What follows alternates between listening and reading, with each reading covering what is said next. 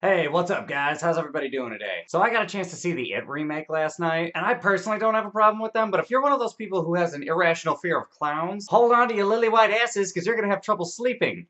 Like, forever. If you're not familiar, the basic plot of the movie is about this supernatural clown that terrorizes a bunch of kids, and then all those kids come together to form the Losers Club at one point, and then they try and figure out a way to fight back at the clown. There's a lot of other, like, subplots, but that's the basic gist of the movie. And right off the bat, I'll just say this movie did not pussyfoot around whatsoever. Within 3 minutes of the movie, it gets going, you know what the stakes are, and you know what the kids are up against. And then, within 10 minutes of the movie, you know pretty much as you need to know about all the characters moving forward for the story to progress. And really, the only negatives that I have with the movie are not even really negatives, so I'm just gonna call them non-positives for right now, because they're not things that were poorly done, just things that could have been done better or could have been improved upon. First thing, the town bully has like a bit of a backstory, and it doesn't come until a little bit later in the movie, so I feel like if it would have happened a little bit closer to the beginning, it probably would have been a little bit easier to sink in. It wasn't poorly done, but just the placement of it kind of threw me off a little bit. And I won't give it away, but I felt as though the third act of the movie kind of plateaued a little bit earlier than it should have. I'm personally not sure how the director could have done that better, which is why I'm not listing it as a negative necessarily, but it did feel like the third act was just kind of like stagnant throughout the entire thing. If you want to chat about it, feel free to drop a comment, just leave a spoiler warning in there. And the last thing I could have been done better is that I thought like 60 to 70% of the time, the voice of Pennywise was actually really fucking crazy scary, but then the other 30 to 40% of the time, the character didn't have like a succinct voice throughout the entire movie, or at least that's what it felt like to me. But it also makes sense because of the nature of the character, why it would like change pitch and like how it sounds so much, but I personally thought it could have been done just a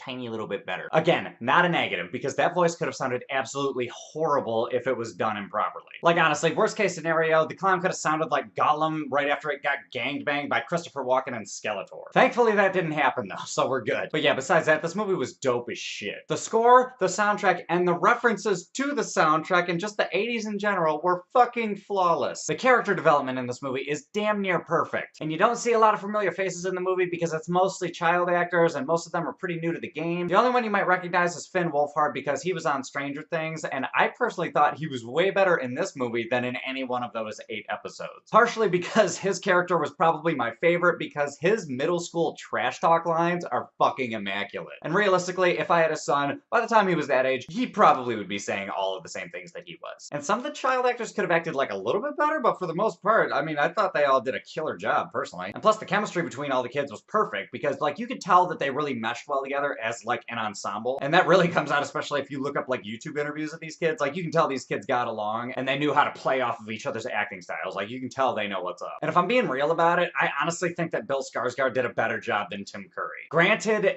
they're two completely different versions of Pennywise the Clown, but I thought this one fit better for the movie that they were trying to make. And seeing as how this is probably the closest he's ever gonna get to playing the Joker, Bill Skarsgård did a pretty stellar job. And to be honest with you guys, I'm not even really that big of a horror fan, but like after I got out of the theater, I was looking over my shoulder a little bit, not gonna lie. But anyway, guys, despite the fact that my theater experience was actually pretty horrendous, I had such a good time watching this movie. And overall, there was a great mixture of jump scares, creep outs, gross outs, and moments where you're just like, what in the fuck is that? So based on everything I just said, I think overall I'm gonna give this movie a 9.2 out of 10. So like I said before, if you don't like clowns, get ready to hate the fuck out of circuses, because this movie will creep you out, and I personally kind of want to read the book now after seeing this movie. But anyway, guys, those are my thoughts. What are your thoughts? Have you seen this movie yet? Are you excited for it? Hop in the comments. Let me know what's up. Other than that, if you like this review, give me a like, subscribe, do all that other bullshit, and I will catch you guys later.